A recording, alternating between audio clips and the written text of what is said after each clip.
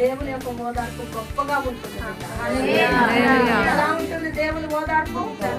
చూడండి, నవ్వేటోళ్ళని ఎవరైనా ఎత్తుకుంటారండి? చెప్పాలి నాకు, నవ్వేటోళ్ళని ఎవరైనా ఎత్తుకుంటారు? ఆత్మానుసారమైనటువంటి దుఃఖము ద్వారా రక్షణ కలుగుతుంది. హల్లెలూయా. ఆత్మీయంగా అనేకులు రక్షించబడ్డ కొరకు మనం దైవ చిత్తానుసారముగా దుఃఖపడి దేవుని పాదాల ఎదుట ప్రార్థన చేయగలుగుతాం. మనము కిటికీలలో ఎక్కుతా ఉంది, యవనస్తులు లేకుండా పసిపిల్లలు లేకుండా చంపాలి.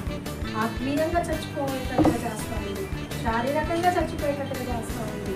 కాబట్టి ఆ విధంగా మన పిల్లలు, మన కుటుంబాలు మరణానికి అప్పగించబడకుండా, నరకానికి వెళ్ళకోకుండా వారి నిత్య జీవానికి వెళ్ళినట్లుగా కన్నీటితో ప్రార్థన చేయకూడదు.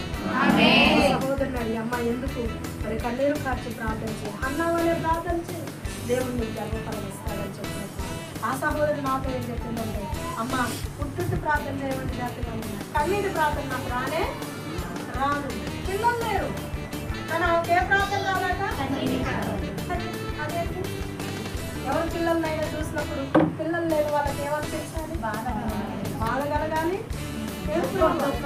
కొంతమంది అట్లా ఏడుస్తారు, మరి నాకు పిల్లోడు ఉంటే నాకు పిల్లైన కాళ్ళ నుండి ఇప్పటికి అంత పిల్లలు లేదు, అంత పిల్లగాడు ఏడుపు వస్తుంది కదా.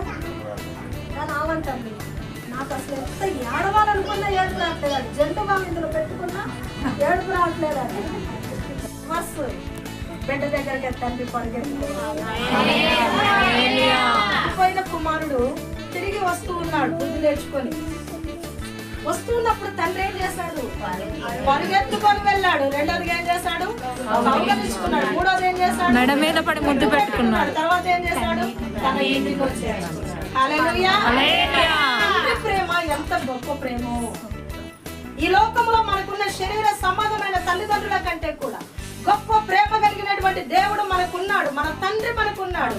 అందుకే ఈ రోజు రక్షించబడిన ప్రతి ఒక్కరు, వాళ్ళు ఏ కులానికి, ఏ మతానికి, ఏ జాతికి, ఏ వర్గానికి, ఏ దేశానికి, ఏ రాష్ట్రానికి చెందిన వారైనా తండ్రి అని ప్రార్థిస్తే చాలు, ఆయన పరిగెత్తుకొని వస్తున్నాడు. ఇప్పుడు కనబడుతున్నాడు ఆయన మనకి, కనపడకుండానే నీ దగ్గర పరిగెత్తుకొని ఇప్పుడు వచ్చాడు ఆయన.